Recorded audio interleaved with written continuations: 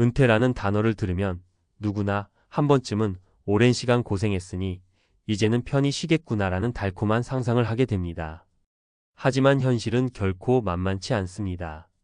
평생을 바쳐 일한 직장에서 벗어났다는 해방감도 잠시, 적어둔 자금이 예상보다 빨리 소진되고 각종 갑작스러운 지출이 덮쳐오는 등 은퇴 후의 삶은 새로운 도전의 시작이 되곤 합니다. 오늘 우리가 만나볼 이야기는 그 기대감마저 한순간에 무너지고 꿈꿔왔던 노후가 악몽으로 변해버린 은퇴자들의 숨막히는 현실입니다. 이들의 스토리를 통해 은퇴가 여유로운 휴식만은 아니라는 사실과 함께 우리가 진짜로 준비해야 할 것은 단순한 돈이 아니라 삶을 지속해 나갈 수 있는 탄탄한 기반과 치밀한 계획임을 다시금 깨닫게 됩니다. 은퇴 후 나락으로 평생 꿈이 무너진 그들의 숨막히는 이야기. 이 문장만 들어도 어떤 분들은 가슴이 뻐근해지고 어떤 분들은 나와는 상관없는 얘기겠지 하고 생각하실 수도 있어요. 그런데 과연 정말로 남의 일만은 아닐 겁니다. 30년, 40년을 열심히 일해서 모은 돈이면 은퇴 후에도 넉넉하게 살 수 있다고들 하지만 현실은 훨씬 복잡합니다. 은퇴는 하나의 인생 전환점이지 결승선이 아니거든요. 마치 마라톤을 완주하고 나면 모든 게 끝난 듯 싶어도 다음 날부터 여전히 새롭게 살아가야 하는 것과 비슷하죠. 오늘은 은퇴 후 나락까지 떨어져야 했던 분들의 이야기를 통해 우리가 미리 준비할 수 있는 것들은 무엇이고 그렇지 못했을 때 맞닥뜨리는 현실은 어떤지 함께 살펴보려고 합니다. 특히 중산층이면 괜찮지 않을까? 라는 막연한 기대를 가지신 분들이 많으실 텐데요. 안타깝게도 사회 구조나 경제 상황이 우리의 바람처럼 호락호락하지 않다는 점을 잊지 말아야 합니다. 1. 왜 은퇴 후가 위험할까? 은퇴가 시작되면 가장 크게 달라지는 건 수입이 끊긴다는 사실이죠.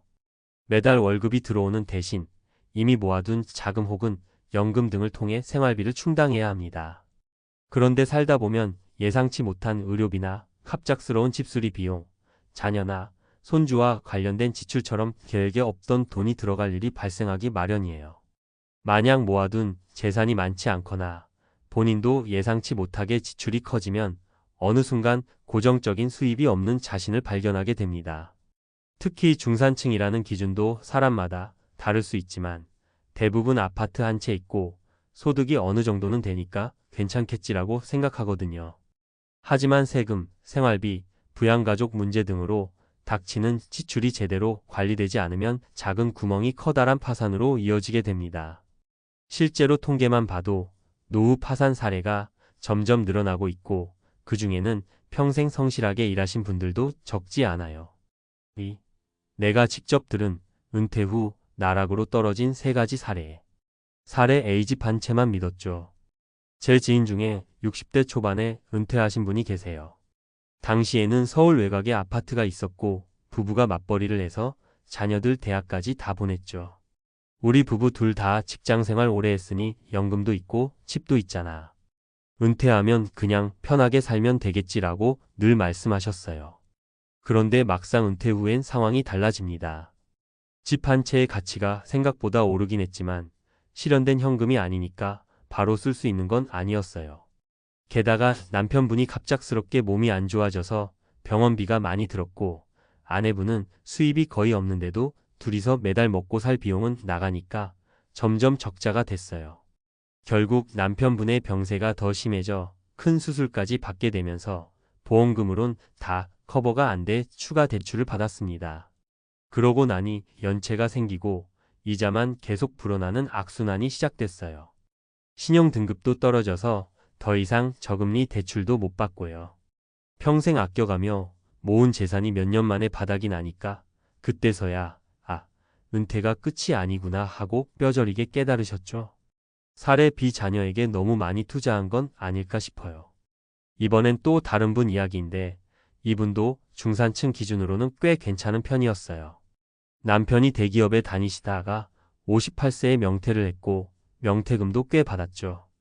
부인도 집 근처에서 소규모 가게를 운영하며 자녀 학비와 생활비를 보탰습니다. 문제는 아이들이 커가면서 유학이며 취업 준비에 엄청난 비용이 들어간다는 점이었어요. 자식 위해 쓰는 건 아깝지 않다라는 마음으로 살았는데 은퇴 직후에 자녀들이 계속 취업에 어려움을 겪었죠. 자녀가 한동안 백수 생활을 하다 보니 결혼 자금이나 집 마련 자금을 또 부모가 꺼내 쓰게 됐어요. 정작 은퇴한 본인들은 별다른 수입이 없는데 지출은 여전히 나갈 때가 많고 명태금도 생각보다 빨리 줄어들기 시작하더랍니다. 그 와중에 코로나 시국이 터지면서 부인 가게도 매출이 급감했고 결국엔 간신히 운영하던 가게를 정리해야 했어요. 지금은 작은 원룸에 살면서 정말 최소한의 생활비로 버티는 중이라고 합니다. 내가 내 노후를 좀 더 챙겼어야 했는데 그땐 그게 사치인 줄 알았죠 라며 후회하시는 모습이 너무 안쓰럽더라고요. 사례 씨 몇 년만 아르바이트 하면 될 줄 알았는데 그조차도 힘드네요. 마지막으로 50대 후반에 퇴직하신 분 얘기입니다. 이분은 은퇴 후에도 알바나 파트타임으로 소소하게 일하면서 살면 충분히 괜찮다고 생각하셨어요. 실제로 큰 돈을 모으지는 못했지만 그래도 어느 정도 저축을 해두셨고 번듯한 직장 경력도 있으니 경험 살려서 재취업할 수 있겠지 하는 믿음이 있었대요.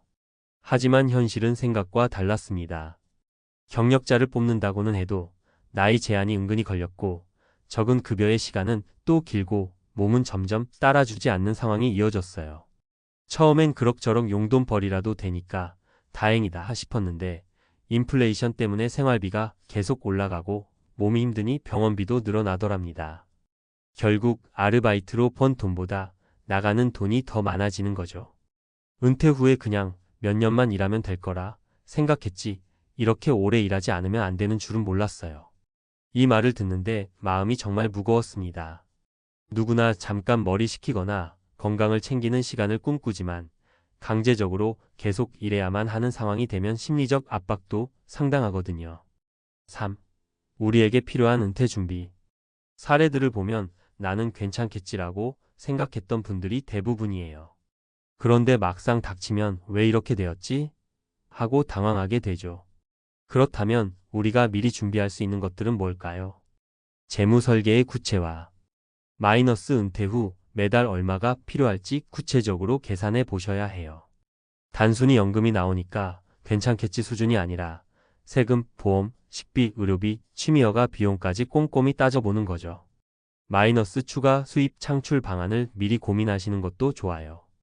요즘엔 온라인 강의, 블로그나 유튜브로 소소하게 수익을 내는 방법도 있으니까요. 위기 상황에 대한 대비. 마이너스 병원비나 가족의 돌발 지출 같은 예상치 못한 상황에 대비하는 비상금도 필수입니다. 마이너스 보험은 적당히 드는 게 낫다. 너무 많이 들면 오히려 손해다 등 의견이 많지만 기본적인 건강보험과 실손보험은 꼭 점검해 두시길 권합니다. 주거 안정. 마이너스 집 한 채가 있으니까 괜찮다라는 생각보다 그 집이 나에게 실제로 현금 흐름을 만들어줄 수 있는지 아니면 리스크가 되는지 살펴보셔야 해요. 마이너스 집값이 올라도 결국 매월 생활비가 필요하잖아요. 나중에 전세나 월세로 돌릴 수 있는지, 역세권이라 수요는 있는지, 혹은 필요하다면 매도해서 현금화할 수 있는지 등을 고려해 봐야 합니다. 작지만 지속 가능한 일자리 혹은 활동 찾기. 마이너스 아예 나이 들어서 아무것도 안 하고 지내면 몸과 마음이 더 빨리 쇠약해질 수 있어요. 좋아하는 일 혹은 소소하게라도 수익을 낼 수 있는 일을 찾는 것이 좋습니다. 마이너스 취미와 일을 결합하면 일석이조겠죠? 예를 들어 그림 그리기를 좋아한다면 클래스백에 같은 플랫폼에 강의를 올리거나 작은 전시회를 열 수도 있고 사진 찍기를 좋아하면 스톡 사진 판매로 소소한 용돈벌이를 할 수도 있어요. 4. 은퇴 후 삶을 어떻게 바라봐야 할까? 은퇴를 하나의 마침표로 보기보다는 쉼표 혹은 새로운 챕터의 시작으로 바라보는 게 좋아요. 마라톤을 예로 들면 결승선을 넘고 나서도 계속 걷거나 이동해야 하는 것처럼 우리 삶 역시 은퇴 이후에도 이어지거든요. 오히려 급격한 변화가 오는 시기이기도 하고 경제적 안정이나 건강 관리가 제대로 되지 않으면 큰 어려움을 맞닥뜨릴 수 있습니다. 체력 관리. 마이너스 은퇴 후 지출 구조에서 의료비나 건강 관련 비용이 급증할 수 있어요. 그러니 미리 운동 습관 들이고 건강검진 꾸준히 받는 게 중요합니다.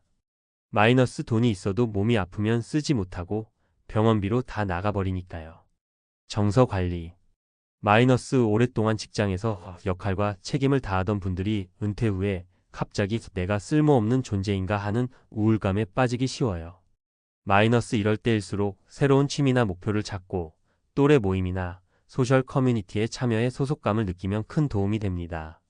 사회적 연결 유지.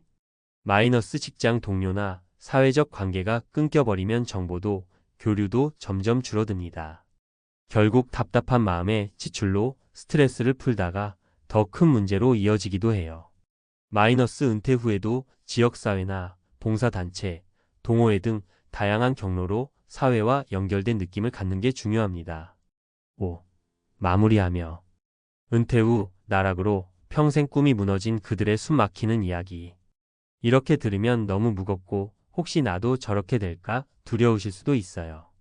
하지만 이 이야기가 주는 메시지는 그저 무섭다 해서 끝나는 게 아니라 미리 현실을 직시하고 준비하자는 것입니다. 막연한 낙관이나 부정은 오히려 잘못된 선택을 부릅니다. 우리는 모두 고령화 시대를 살고 있고 은퇴라는 게 선택이 아니라 거의 필수로 맞닥뜨릴 순간이에요. 그렇다면 조금이라도 빨리 내가 어떤 상황에 놓일 수 있는지 살펴보고 필요한 대비책을 세워야겠죠. 돈 문제만이 아니라 건강, 사회관계, 취미 등 다방면으로 준비하는 게 은퇴 후 삶을 안정적으로 영위할 수 있는 길입니다. 위 사례들의 주인공들도 현재는 많이 힘드실 거예요. 하지만 그분들이 조금 더 일찍 이 정보를 알았더라면 좋았을 걸 하고 바라시는 마음은 여러분과도 크게 다르지 않을 겁니다. 우리 모두의 내일일 수 있으니까요. 오늘 이 글이 여러분께 조금이나마 동기부여가 되길 바랍니다. 내가 정말 은퇴를 어떻게 준비하고 있지? 한 번 더 점검해보고 부족한 부분이 있다면 당장 채우려는 노력을 시작해보는 거죠. 노후는 더 이상 일 끝나면 편히 쉴 수 있는 시기가 아니라 또 다른 무대에서 나를 위한 인생을 펼칠 수 있는 시간입니다. 그 무대를 위해 조금 더 체계적으로 미리 준비하면 좋겠죠. 여러분 모두 은퇴 후에도 여유와 행복을 놓치지 않을 수 있길 바라며 오늘은 여기서 마무리하겠습니다.